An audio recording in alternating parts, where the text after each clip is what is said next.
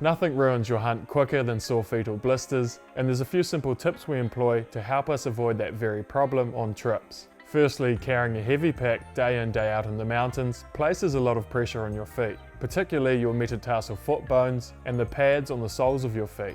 If you're hunting regularly, your feet are probably somewhat battle hardened to this extra pressure, and given the out-of-the-box comfort of today's modern boots, this foot pain won't be so noticeable. But if you're new to the sport or coming off a long period of inactivity, this will be the first obstacle to overcome.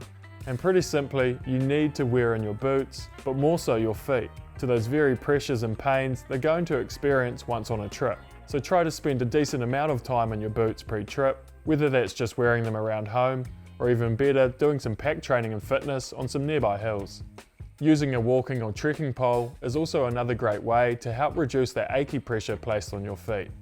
The next thing to consider is your choice of socks, and you may have noticed we always opt for wearing two pairs, generally a thinner liner sock coupled with a thicker outer sock, in the belief that it reduces the chance of blisters by allowing greater movement between your two sock layers, rather than just the continual rubbing between your bare skin and single sock layer, which is when certain hot spots and their layers of skin will start to separate, and bingo, before you know it, you've got some tender blisters to try and manage for the rest of your trip.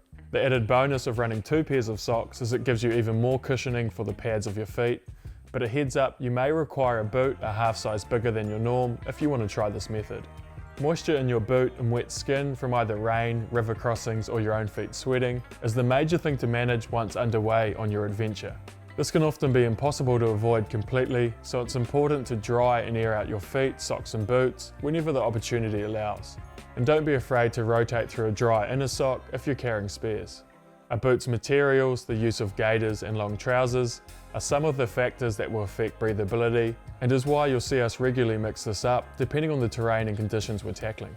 Another tactic we use on trips is to alter our lacing tension depending on the travel we're undertaking. A looser tension boot will allow for more trapped air and better insulation, and provides greater breathability to your feet. However, if too loose, your feet will slide around and start rubbing on certain points. So our simple formula we follow is, if travelling on flat ground or a main track, we'll run our footbed laces tight enough to stop any slop, but our upper laces will be slightly looser as there isn't such a need for the extra ankle support.